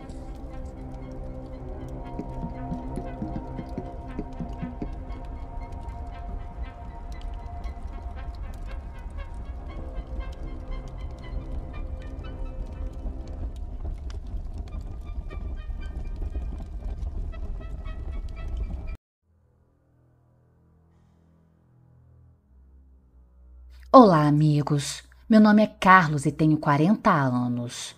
Atualmente estou de volta ao Brasil há 5, mas cheguei a morar 5 anos do outro lado do mundo, precisamente no Japão. Minha esposa e eu nos mudamos para a Terra do Sol Nascente quando eu, recém-formado em engenharia, recebi uma proposta irrecusável de emprego. Estava atuando no ramo há apenas 1 ano e meio, quando a empresa em que trabalhava me fez aquela proposta. Reconheço que a princípio aquilo nos deixou assustado. Eu nunca tinha viajado nem para fora do meu estado, nem mesmo tinha imaginado um dia viver fora do meu país. Consultei minha esposa, meus pais, os amigos. Todos foram unânimes. Eu deveria aceitar. A empresa me deu um prazo de no mínimo 5 anos de permanência no Japão, caso eu aceitasse. Nós então topamos. Todas as nossas despesas seriam pagas pela empresa, inclusive a passagem da minha esposa. Até com a burocracia do passaporte eles ajudaram. Embarcamos numa tarde de sexta e após um voo longo onde eu nem consegui pregar os olhos, chegamos a Tóquio. De lá seguimos para a cidade de Oizumi, na província de Gunma. Quando chegamos era um dia de muita chuva. Estar num país diferente e desconhecido com aquele clima me causou uma sensação muito estranha. Minha esposa Aline, ao contrário de mim, estava adorando. Tirava fotos de tudo, se interessava por cada detalhe. Fomos recebidos na chegada por Roberto, que seria o meu supervisor. Ele já estava lá há 4 anos e dizia não pretender voltar tão cedo. Os filhos dele adoravam o país. Fiquei sabendo por ele que Oizumi é considerada a cidade brasileira no Japão, pois são muitos os imigrantes que lá vivem. Roberto nos conduziu até o pequeno prédio de apartamentos onde viveríamos, um dos muitos que pertencia à empresa com o qual a nossa mantinha relação de negócios. Além de nós, só havia mais uma família e 2 rapazes morando lá, todos brasileiros. Roberto vivia na mesma rua, um pouco mais para baixo, e se pôs à disposição para nos ajudar em qualquer coisa que precisássemos. Quando passaram os dias de chuva, eu pude realmente admirar aquele país. Tudo é tão moderno, tão limpo, organizado. O lixo é todo reciclado, nada se perde. E o povo é de uma educação tremenda. Com um mês lá, já gostava do lugar. A Aline já arriscava até algumas palavras em japonês e ia muito bem, diga-se de passagem. Mas foi quando sonhos estranhos começaram a me perturbar. Eu via a mim mesma andando por um corredor longo e escuro, com uma porta lá no final, de onde provinha uma única fonte de luz. Enquanto andava, eu sentia sujeira aderindo às solas dos meus pés descalços. Eu não sabia o que estava fazendo lá, mas algo me dizia que fosse até aquela porta no fim do corredor. Repentinamente, então, uma mulher surgia à minha frente. Ela usava um traje preto e me agarrava pelos braços com força. No momento em que ela me encarava, eu acordava gritando, pois no lugar daquela mulher só havia um vazio, um buraco que parecia querer me engolir. Minha esposa se apavorava com aquilo, mas eu procurava não dar muitos detalhes sobre o sonho, pois há poucos dias ela havia me contado que agora esperava o nosso primeiro filho. Eu atribuía a causa dos sonhos ao novo ambiente e o nervosismo pela gestação dela. Mas conforme aquele sonho começou a se tornar recorrente, eu comecei a ficar preocupado. Eu nunca fui de ter pesadelos, nem mesmo quando era criança. A gravidez de Aline seguia aparentemente tranquila. Quando fiz 3 meses que estava no Japão, no meio do meu expediente de trabalho, recebi uma ligação. A Aline estava no hospital. Tinha ido ao supermercado, mas quando chegou lá, começou a ter sangramentos, seguidos de dores muito fortes. Quando cheguei, a má notícia já estava à minha espera. Perdemos nosso bebê. Ao ouvir aquilo, me lembro de ajoelhar no meio do quarto e chorar convulsivamente. Era uma dor tão forte, tão cortante, que eu não conseguia nem pensar em outra forma de agir. A Aline voltou para casa dias depois e eu recebi permissão para ficar com ela em casa por 1 semana. Roberto foi quem conseguiu aquilo para mim. Nos 2 primeiros dias tudo correu bem. Eu até esqueci do pesadelo, mas na 3ª noite que eu estava em casa, ele voltou e dessa vez eu quase tive uma parada cardíaca de pavor. Era o mesmo sonho, o mesmo corredor, aquela mesma mulher, mas dessa vez ela tinha um bebê nos braços. Para piorar, ele tinha aquele mesmo rosto vazio, igual ao dela. Acordei até vomitando. A Aline, que era quem estava precisando de cuidados, teve que me socorrer. Não fosse pela presença dela, acho que teria me atirado até pela janela. Passei o resto da noite em claro. Porém, esse foi o último pesadelo que tive com aquela figura. Os sonhos foram substituídos por batidas na porta, sempre depois das 3 da manhã. Eu despertava nervoso, imaginando que estava prestes a ver o prédio em chamas. Mas ao abrir a porta me deparava com o corredor iluminado apenas pela luz de emergência das escadas. Pelo menos 2 vezes por semana aquilo acontecia comigo. Em uma dessas vezes, eu não me levantei. Esperei para ver até onde aquilo iria. Foram várias e várias batidas, até que cessou por completo. Minha esposa nunca ouviu nada.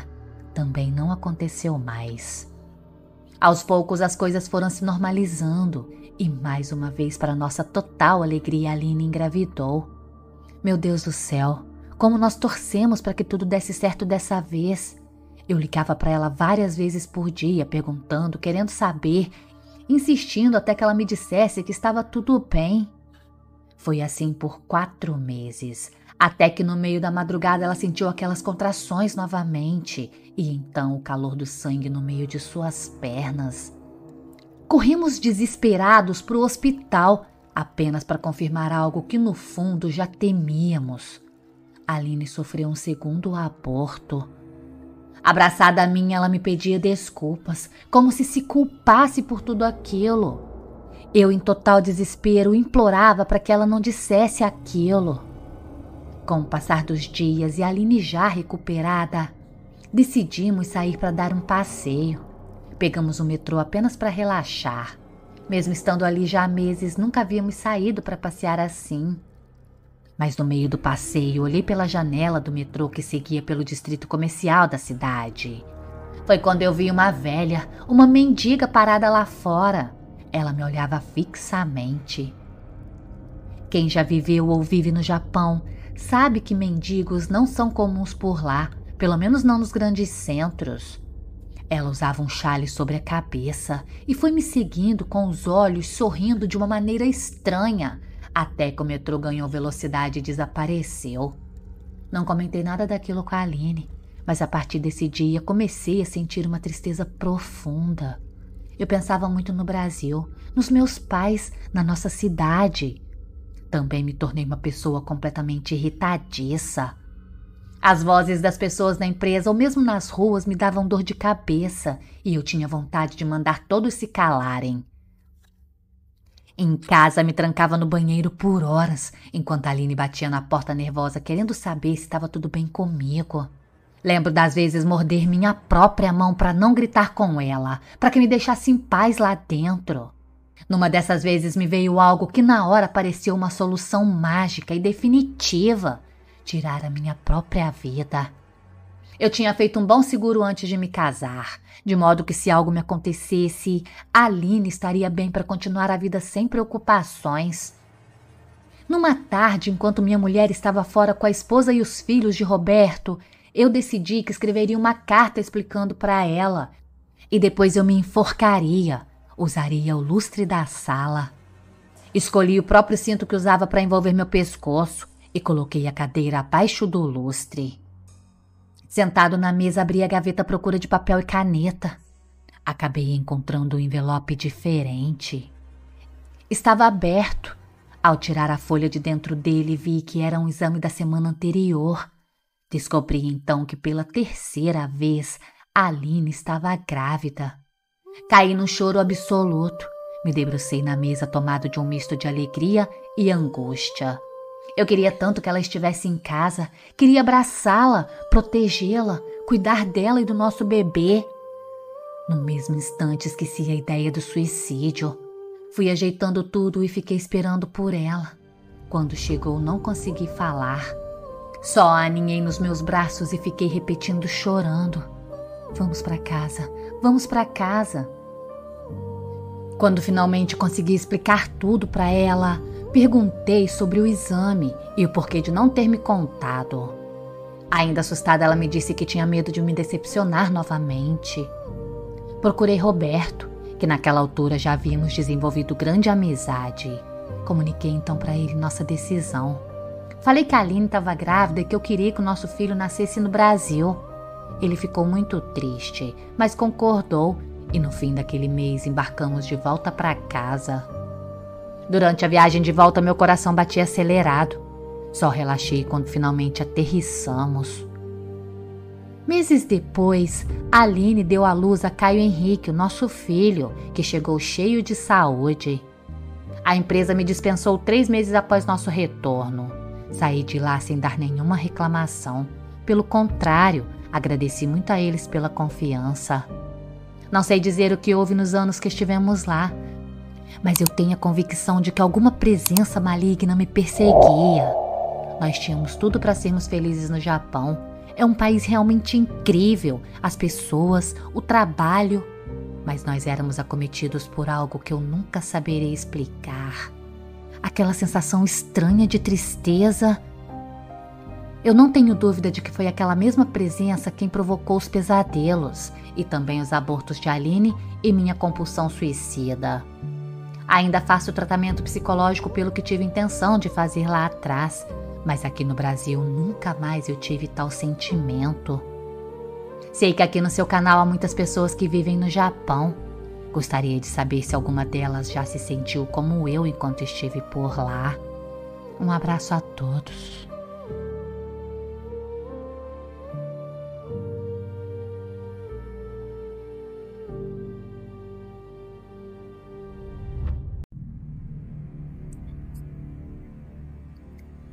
Quase todo brasileiro é um aficionado por futebol. Com meu irmão mais velho, Glauber, não era diferente.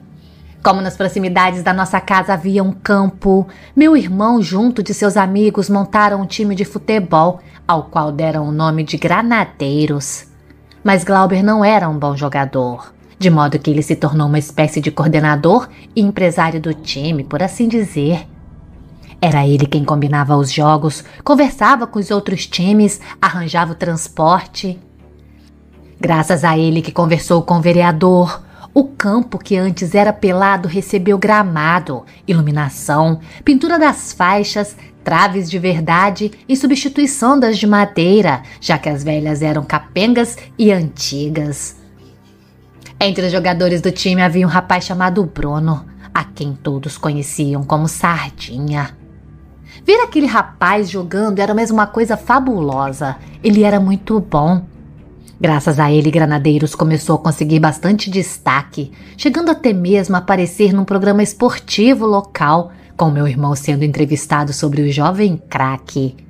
Era muito raro o jogo onde ele não marcava pelo menos 2 ou 3 gols, tirando casquinha da cara dos adversários. Por diversas vezes, Glauber chamou a atenção de Bruno por isso, pois não foram poucas as vezes em que os jogos terminavam em pancadaria, sendo necessária até mesmo a intervenção da polícia. Graças a essa fama de craque, Sardinha fazia sucesso com as Maria Chuteira do bairro, que faziam verdadeiros escândalos nas laterais dos campos, gritando pelo nome dele. Até que numa certa ocasião, no final do campeonato de interclubes, o Granadeiros enfrentou seu maior rival, o Clube Esportivo Vila Nova, time de um bairro da região metropolitana igualmente competitivo. Antes mesmo do jogador começar, as torcidas já se estranhavam, provocando umas às outras e atirando latas de cerveja. Meu irmão estava nervoso, sabia da importância daquele jogo e da possibilidade de acabar com aquela confusão, e isso poderia prejudicar o seu time. No time rival havia um rapaz chamado Aurélio.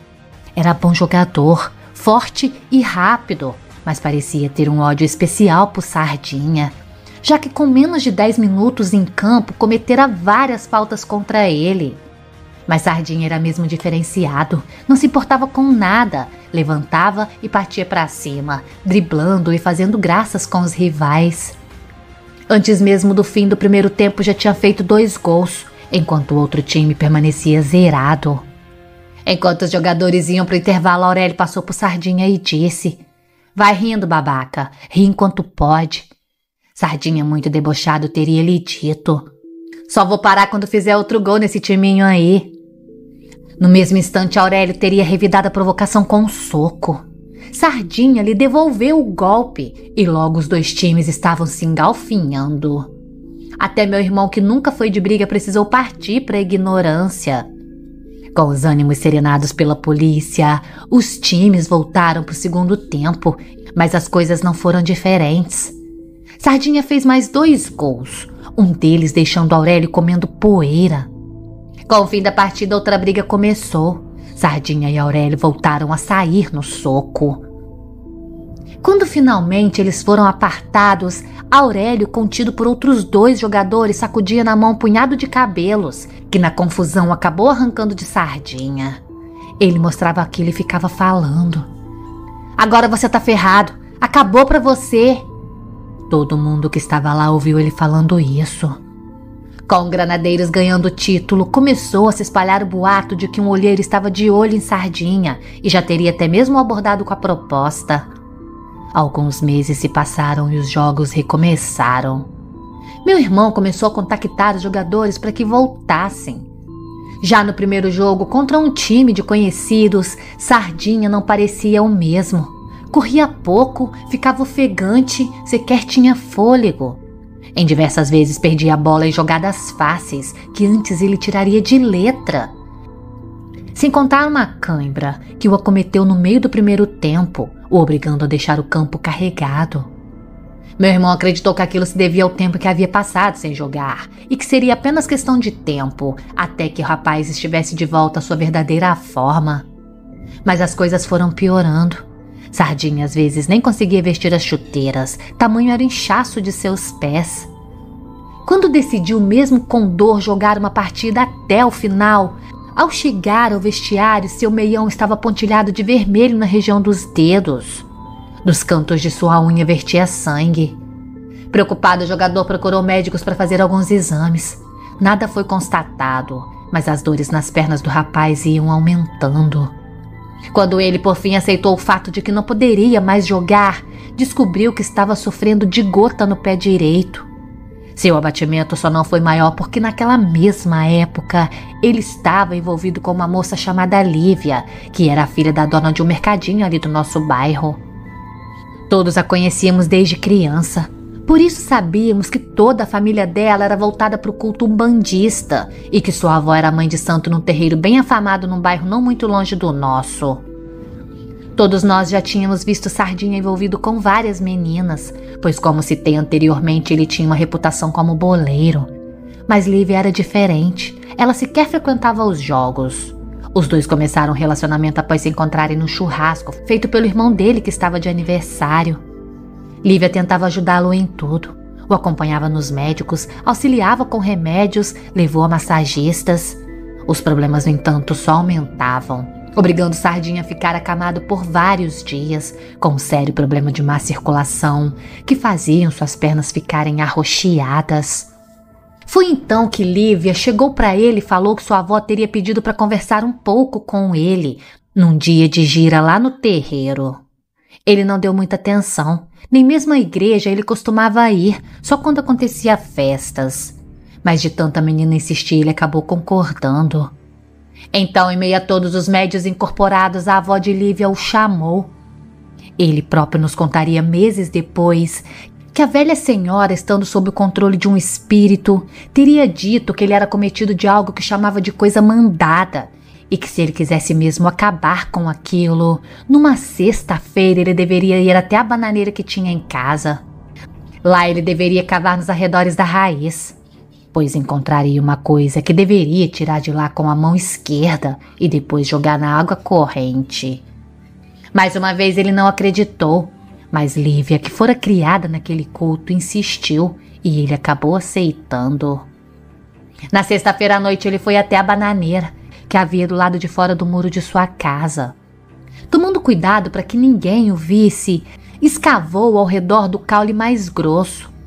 Encontrou o embrulho de pano vermelho amarrado com uma linha preta. Já fazia tempo que estava lá, pois assim que ele pegou, os nós se desfizeram, abrindo o embrulho e derramando pelo chão um punhado de pregos enferrujados.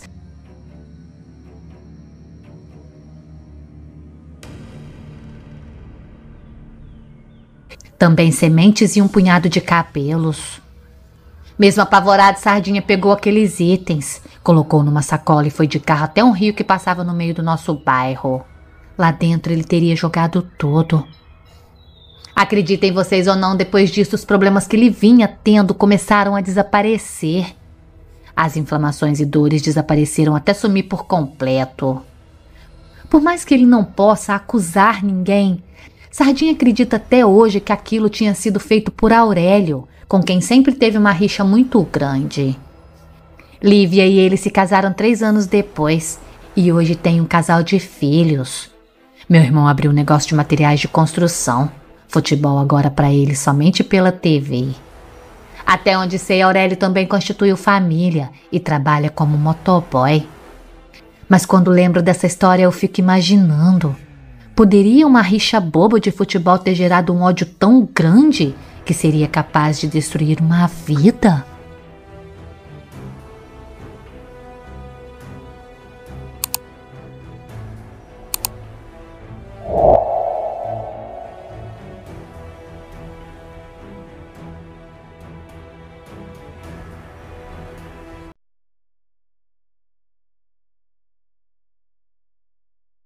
Toda a rua do Brasil já teve ou tem a sua casa mal assombrada ou morador misterioso.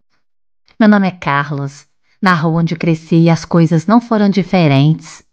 Lá no início da década de 90, quando a molecada ainda se reunia para jogar queimada, brincar de esconder ou simplesmente conversar, nós costumávamos contar histórias de assombração que ouvíamos de nossos pais, avós ou algum tio distante. Para ser sincero, às vezes nós mesmos inventávamos as histórias só para termos assunto. Mas nos faltava uma vivência sobrenatural própria, algo que nós mesmos tivéssemos testemunhado e que no futuro pudéssemos contar aos nossos filhos. Geralmente o protagonista daquelas histórias era um homem idoso da vizinhança chamado seu Hildebrando. Esse não era o nome dele verdadeiro, mas era o mais próximo que o pessoal da vila conseguia pronunciar, já que ele era estrangeiro. Alguns diziam que ele era polonês, outros ucraniano, e que teria vindo para cá fugindo de uma guerra.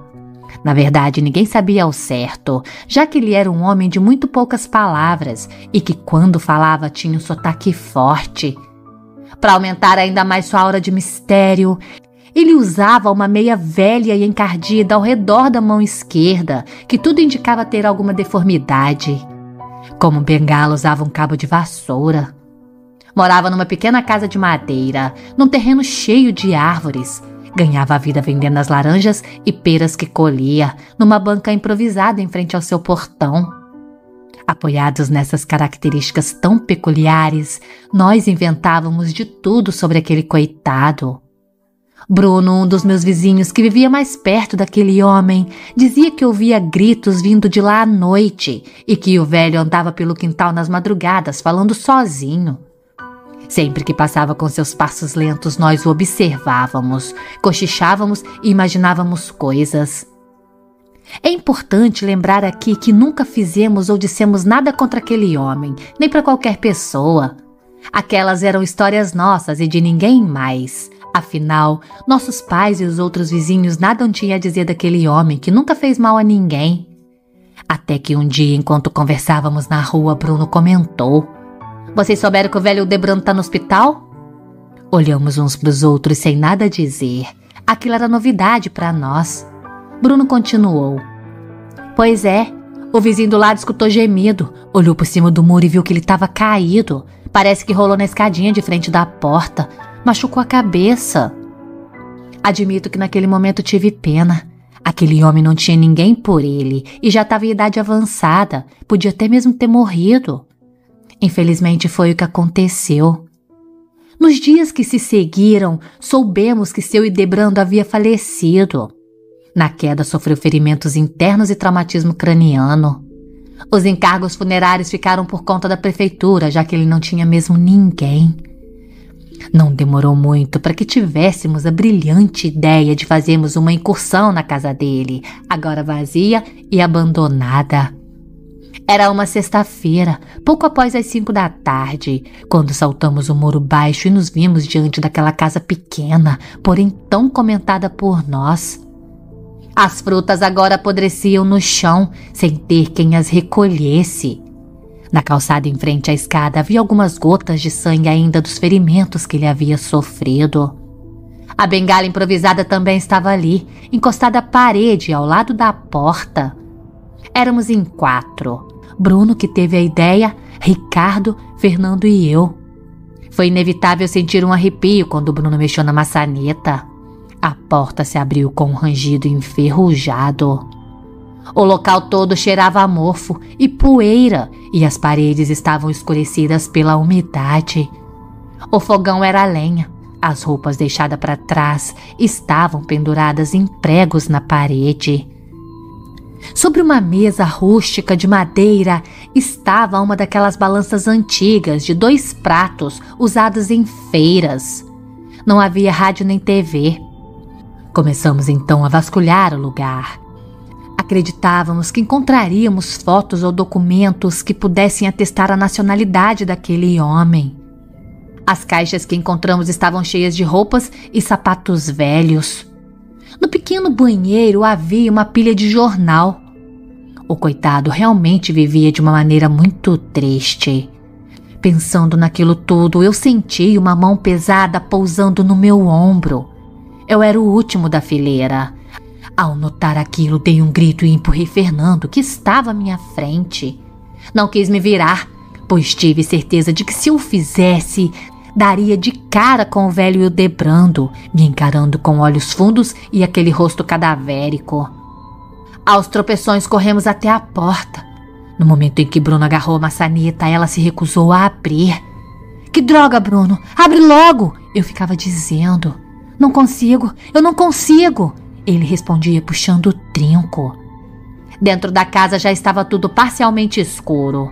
As janelas eram sujas e o sol se pondo parecia piorar tudo. Eu sentia aquela presença nas minhas costas. Já me via prestes a ser agarrado novamente por aquelas mãos frias e carcomidas. O assoalho de madeira estalava sob os nossos pés. Fernando também agarrou a maçaneta e finalmente aquela porta se abriu. Nos atropelamos para sair da casa, aos empurrões. Cheguei até a machucar meu cotovelo no prego que havia no batente. Só então tive a coragem de olhar para trás. Graças a Deus eu não vi ninguém. Fomos surpreendidos por um vizinho no momento em que saltávamos do muro para sair. Ele nos deu uma tremenda bronca e ameaçou chamar a polícia se nos víssemos de volta naquela casa. Estávamos completamente trêmulos e ofegantes. Acredito que cada um havia sentido algo lá dentro e que meu grito apenas piorou tudo.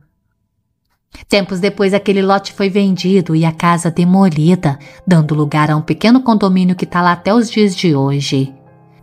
Atualmente, já mais velho, eu fico pensando se eu teria mesmo sentido aquele toque espectral ou se tudo não teria sido um truque da minha imaginação, tão repleta de invencionice sobre aquele homem. Me lembrei daquele episódio do seriado Chaves, em que ele e seus amigos fantasiavam 1001 horrores ao entrarem na casa da Dona Clotilde, a famigerada bruxa do 71, que de bruxa não tinha nada. Será possível que alguma presença naquela velha casa se manifestou ao se ver invadida por um bando de moleques?